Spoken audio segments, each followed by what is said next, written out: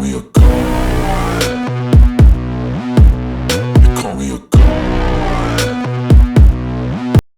What's happening, y'all, and welcome back to the riot. Guys, something really big happened last week, and I can't wait to share that with you. And that is the riot hit 1,000 subs last week, man.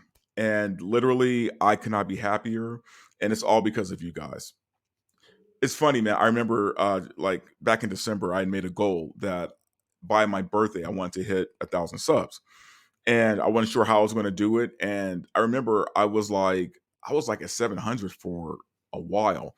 And literally the week of my birthday, I got some amazing shout outs from friends like Chris Gore from Film Threat and Gary from Nerdrotic. And these guys, man, really, I swear, man, salt of the earth guys, great guys. They put me onto their fans, man, and some of their fans hopped onto my show and pushed me over the edge, man. So literally the day of my birthday, I hit 1,000 subs on the day of. So I could not ask for a better birthday gift.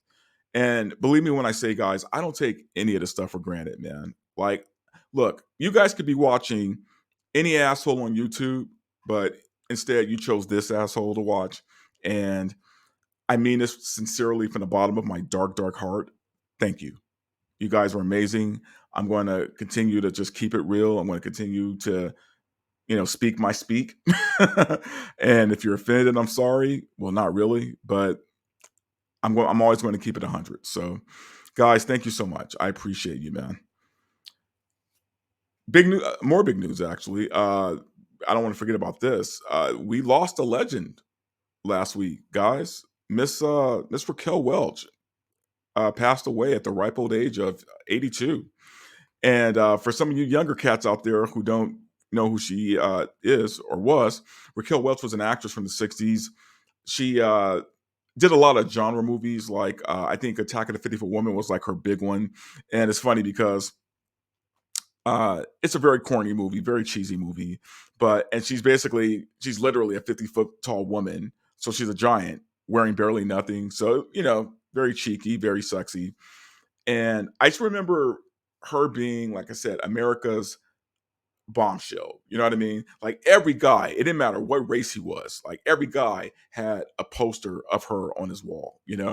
So I just want to say RIP Raquel Welch. We're losing a lot of legends. You're definitely one of those. And I wish you well on your journey in the outer realms. Which actually kind of nice segue into what I am going to be talking about today, which is the quantum realm. As we all know, Antman and the Wasp, Quantumania came out premiered last week. And I remember I caught an early screening of it on Monday with Chris Gore and a bunch of other film critics. Eric Weber from Midnight Movie Talk, Alan Ing, also from Film Threat. And it was a good time. I mean, it was it was a good time leading up to the film because before the film, we all went to get drinks, had some laughs, and then we went to go watch the film. You know what's funny, guys? Like I know, like when I say that word critic, because believe me, even when I hear it, when I say it, I it makes me cringe, right? Because it's funny, even though I am a critic, I don't like the title of that because I feel like I'm a film fan first before I'm a critic. So when I go to a movie, I really go in wanting to enjoy it. I want to enjoy it, right? Because that's why I'm really there. I just happen to be writing my opinion about it after the film. So when I saw the trailer for Ant-Man and the Wasp, I I allowed myself, I don't want to say to have hope, but I allowed myself to keep an open mind because it didn't look as bad as 90% of the shit from Phase 4. And as we all know, Phase 4 was a complete shit show. So I allowed myself to feel a little hopeful that it would actually that it would at least be a decent movie, an okay movie, right? My bar is very low for the MCU. And I will say this. I didn't hate the film the way some people did. I guess my expectations were just so low that it did a little better than I thought it would do, and therefore, if anything, I'm a lot more meh about this review than I am angry about it, right? I am angry about one particular thing in the film, which I'm gonna get into, but for the most part, meh. I think the MCU is done at this point. I know a lot of people say that, and it's become a talking point, blah blah blah. When I say done, I mean I think the days of them making film or movies are done. I think at this point, all they're doing is making product, and they're making product so that you have to buy another product, right? Like their movies are no longer movies. They have bought so deeply into their MCU formula that they I don't even know why they even bother to hire big name directors to come in and direct these movies. All they got to do is go to a junior college, find some like 19-year-old film student, give him the formula, and I guarantee you he would make the same movie 90% cheaper. It's become that predictable. It's become that stupid. Guys, like it's dumb. Like at this point, I could watch any MCU film and beat for beat, I already know what's happening or what's going to happen or what joke is going to they're going to say right then and there, right? Like what beat they're going to take here. It's become predictable and it's become boring. And honestly, it's become sad because I remember being excited when an MCU film was announced. I remember being excited when the day before you're going to go watch, the next MCU movie, right? With your friends. And it was like an event, right? And I remember that excitement. And that's what makes this even more sad because all of that is gone. I hear a lot of people right now on Twitter saying uh, that the MCU died when Tony Stark died. And I gotta agree with that now. I kind of really have to agree with that. The MCU died when Tony Stark died. The movie itself, and this is where I am going to get into spoilers. So if you guys still want to go watch this movie, I guess now would be the time to tune out because I am going to talk about some spoilers here. But for the most part, just to break it down, this was supposed to be the big uh premiere, the big announcement of Kang the Conqueror, right? So Kang the Conqueror is going to be the next Thanos, supposedly. Meaning, every film is pretty much going to revolve around Kang, who played by Jonathan Majors. And I'll be honest with you, you know, he was good.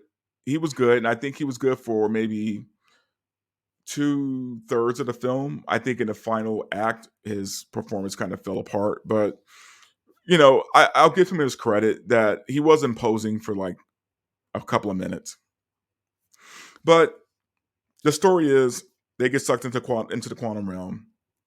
Kang's been there for years. He has a history with Janet, and she's basically trying to get them out of the quantum realm before he can get to them. He captures Scott and Cassie, makes Scott an offer, sort of. Scott turns him down immediately, but Kang threatens him, or his daughter, so he does the thing anyway. Blah blah blah. They fight Kang at the end. They beat him. So let's get more into specifics here.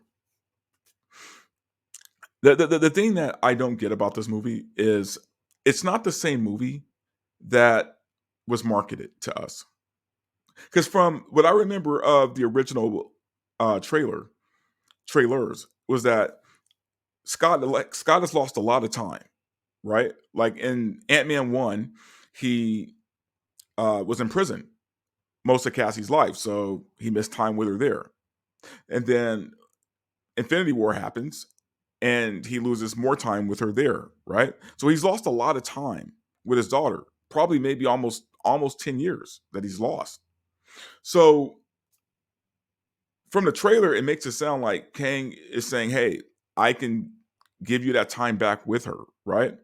And it makes it seem like Scott is seriously considering taking him up on that. Like he may actually do a heel turn and and join up with Kang so we can get that time back. Which again, by the way, would have been a much more interesting film. That's not what we got. No. That's not what we got. So it it turned into what's become a typical MCU film at this point because the trailer makes it seem very Scott focused that this movie's going to be Scott focused, but in reality, he is playing second to not only the girl who plays his daughter, Cassie, but also to Michelle Pfeiffer, who kind of steals the show, to be honest with you, as Janet, because Janet has spent a ton of time in the quantum realm, right? So, and in that time, she knew Kang from before. Like they have a history together, right? Not really like romantic, but like a friendship until she found out he was evil. So we're really kind of walking through this quantum realm through her eyes and her kind of telling the audience what's happening. Scott, you know what? This would have made more sense if the movie was called The Ant Family Quantumania, because Scott is basically just overshadowed, or he's there to be a springboard for this new actress who plays his daughter, and Michelle Pfeiffer.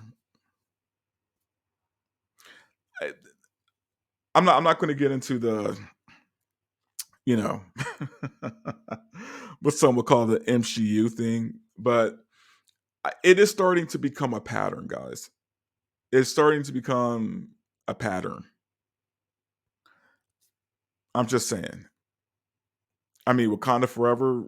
I mean, you talk about a lack of masculinity in that film. It's been it's been frustrating. It just has been, and especially as a writer myself, and I see just this hack shit that's going on. It's rough. But anyway, Jonathan Majors does a decent job of playing Kang. The problem is, guys, really, when I really think about it, Kang should never have been a villain for this film. You're taking a character who is an Avengers level threat. I take that back. He's a Marvel level threat. So that means the Avengers, the X-Men, Alpha Flight, whatever. It took everything to beat Kang. And he gets beaten by Scott and Hope. And by the way, I know, right? There's going to be multiple Kangs, and the real Kang is coming. The real Kang is coming. The real Kang is coming. I've heard all the BS. The problem I have with all of that though is supposedly the Kang that we got in Ant-Man was so bad that the other Kangs had to banish him there. So if the baddest of the baddest Kang was beaten by Scott and Hope, I, how much of a threat? You get what I'm saying? How much of a threat can the other Kangs be? And believe me when I say I'm not shitting on Ant-Man and the Wasp. I'm gonna tell you right now, I have always loved those characters. I loved Hank and Janet. If we're gonna talk about comic book Avengers, right? Because they're the founding members of the original Avengers. So I've always loved those characters. I think honestly, Ant-Man's team ups with Hawkeye were some of my favorite in the comics. So I have a lot of respect for Ant-Man as a character and the Wasp. Ton of respect.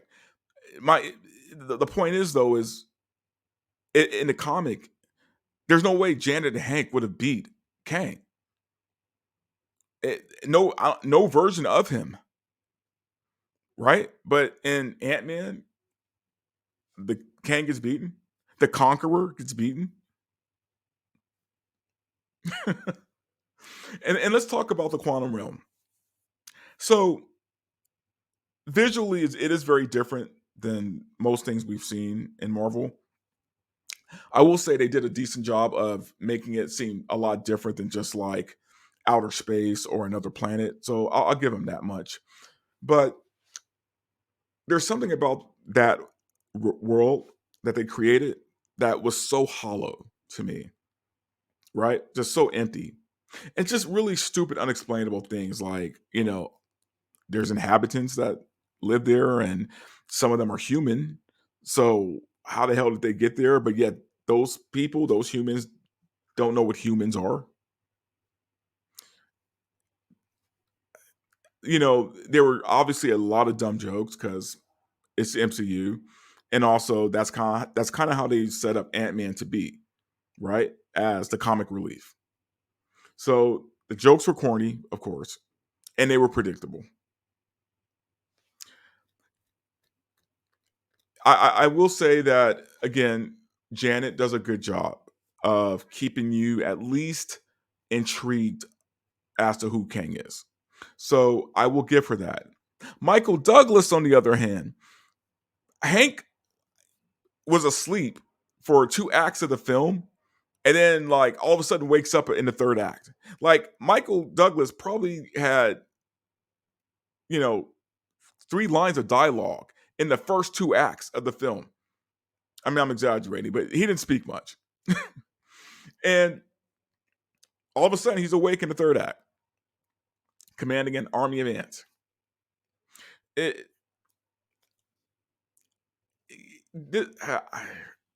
look,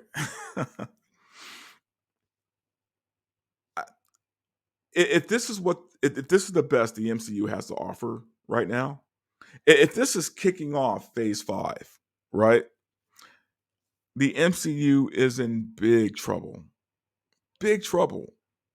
And what's funny is they already know this because they've already pushed back 3 of their shows that were supposed to premiere pretty soon. Actually, that was Echo, which no one asked for, Ironheart, which no one asked for, and Agatha, the spinoff of WandaVision, no one asked for. And all of a sudden, they got to eat crow and push these shows back. They might not even release them at all. So the MCU knows what they're doing. Like they know they're fucking up, but yet they stay married to that formula, right? The formula is all that matters.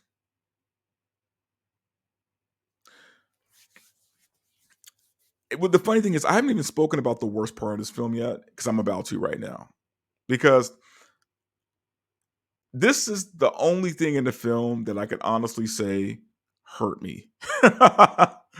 So, my 3 favorite comic book villains, or Marvel villains of all time, are the Taskmaster, who they've screwed up in the Black Widow movie, Sabretooth from the X-Men, and Modok. I've always loved the character Modok because he is wacky and batshit nuts, and also a creation of the legend Jack Kirby, right? Guys, if you don't know who Jack Kirby is, man, you got to do some homework because Jack Kirby is up there with Stan Lee, Bob Kane, just cats like that. Like he is a legend in the business, and he created, Darkseid, the New Gods, and yes, Modok. So Modok was always a weird concept and kind of wacky. He is a giant head and it's like this weird mechanical body. But the thing is, in a comic book, is he was menacing, right? He Modoc is a threat in the comics, or was a threat. I don't know what they're doing with him now. He's probably a joke now, but he was a threat, even though he was weird looking and nutty. You know, there was a reason to fear him, right? What the fuck is this, guys? What the fuck is this? Look, I get Modoc trying to bring that to screen was going to be hard, right? And yes, I'll give them credit for trying. But nah, bruh. You guys can make a movie like, Infinity War and Endgame, and that's the shit you come up with for your push of Phase 5. Look at this shit, bruh. You know what? I will say this. I cannot wait to see the memes that come out of this. The memes are going to be off the chain, y'all. Like the memes are going to be wild, and I've already seen a few. So like, I already know they're coming, and at least we're getting something out of this because, god damn, man, this is bad. This is bad. Like, I would be embarrassed if I were the person who worked on this. But that's what they did to Modok, man. So not only did they fuck up the Taskmaster, they did the same thing with Modok. I really, to be honest, at this point, I wish they would just don't touch the X-Men at all. Don't let the X-Men just be dormant. Like, we don't need them. Please just stop. Like, stay away from the X-Men. Yeah, I already know the Fantastic Four is already in play, so I can't stop that. But spare the X-Men this shit, please. Oh man, I I can't do it, guys. I can't do. I mean, I can't review these movies anymore because I don't believe they're really movies. You know what? And I will say this: the one movie I will let myself be hopeful for is Guardians, and that's only because of James Gunn, and that's only because for some reason Disney will leave James Gunn alone to do his own thing. So James doesn't necessarily have to abide by their formula. I'm sure he'll add elements of it, but I think this will still be a James Gunn movie. You know what I mean? So I'm allowing myself to be a little hopeful there, but after that, nah. Because the only thing after that is the Marvels, and I don't know who the hell's excited about that. Like, I don't know who is, you know, waiting eagerly to watch the Marvels. I mean, preteen girls, maybe. I don't know. I will say that I don't know where the MCU can go from here. I think it might be too late. I think at this point they've lost a lot of fans. They've lost a lot of faith, a lot of good faith that they built up over years now, and they lost it.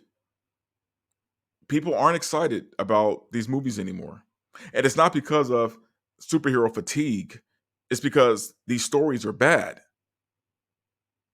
It's funny because everyone loved watching The Boys. That's a superhero film or show. Gee, I wonder why. And there are going to be a lot of shields out here who are going to defend this movie tooth and nail. And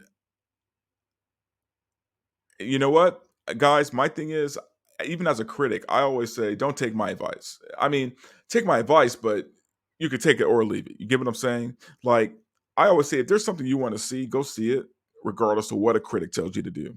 Go see it because it's up to you ultimately. There's a lot of movies that I like that a lot of critics don't. I don't care. I still love them anyway. So all I can do is give my opinion.